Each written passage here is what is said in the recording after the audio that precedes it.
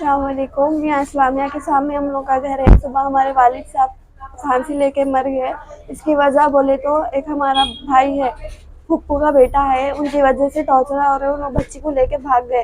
तो 4-5 महीने हो रहा जाके, हम लोग को उसके बारे में कुछ भी नहीं मालूम। उनके अम्मी रोज जी हाँ उनकी थी, मगर हमारे डैडी के नाम पे करा है पेपर, तो वो वजह से टॉर्चर हो रहे थे। रोज फोन आ रहे थे, रोज टॉर्चर कर रहे थे। उनके जो बच्ची है ना, उनकी अम्मी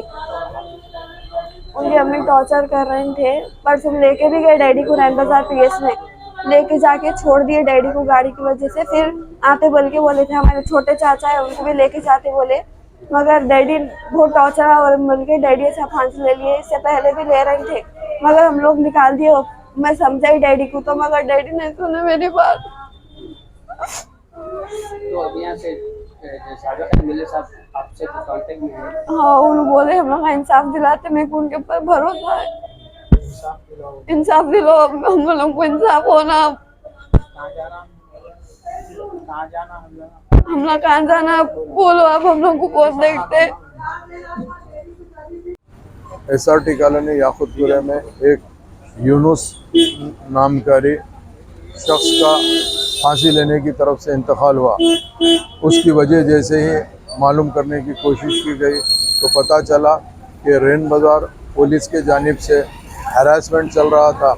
हरासमेंट की वजह ये थी कि यूनुस साहब का भांजा किसी लड़की से मोहब्बत करता था, उस लड़की के साथ में लापता हो गया था पिछले 1 महीने से। तो मुसलसल 1 महीने से पुलिस यूनुस साहब और उनके भाइयों को बुला रही थी और टॉर्चर कर रही थी कि आपका भांजा कहाँ है, हमको बताओ।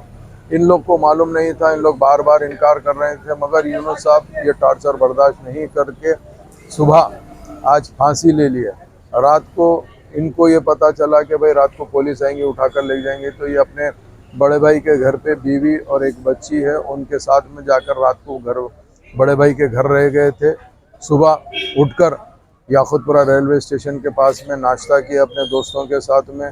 उसके बाद में घर आए। घर आके फांसी लगाने से पहले अपने बड़े भाई को फ़ोन किया कि मेरी तबीयत ख़राब हो रही है, मैं घर पर यहाँ पे हूँ बोले। तो बड़े भाई आए तक आके जैसे ही देखे तो इन्होंने फांसी ले लिया था। फौरी इत्तला पुलिस को दी और मुझे मालूम होते मैं इमीडिएट रश करके आया। आने के बाद में पुलिस को बुला के पंचनामा करके डेड बॉडी उस्मानिया हॉस्पिटल को शिफ्ट करवाया गया है। इंशाअल्लाह ताला मैं तमाम लोगों से कहना चाहता हूँ, नक़ीब मिल्लत और हबीब मिल्लत की ख़ास निगरानी के अंदर हम ये केस को पुलिस के बड़े ऑफिसर्स में लेकर आएंगे और इन लोगों को बताएंगे, और जो भी खाती पुलिस वाला है जो इनको हरास कर रहा था उसको न सिर्फ नौकरी से बर्खास्त कराएंगे, बल्कि आने वाले टाइम पे कोई ऐसा हरासमेंट पूरे इंटायर तेलंगाना के अंदर नहीं होना, इसकी नुमाइंदगी भी हम हायर पुलिस ऑफिसर्स को करेंगे। मैं आवाम को ये इत्तला देना चाहता हूँ, अगर फ़र्ज़ करिए आप लोग को पुलिस का अगर कोई भी हरासमेंट रहता है तो आप ज़रूर ब हमसे रब्ता करिए। हम ज़रा बराबर उनके ऑफिसरों से नुमाइंदगी करके उस चीज़ को किस तरीके से सॉल्व करना है करेंगे। जो मेन एक्यूज़ होता है उसको पकड़ना पुलिस की जिम्मेदारी है। पुलिस की नाअहली ये है कि अक्यूज को छोड़ देते, रिश्तेदारों को हरास करते, ये टोटली गलत है।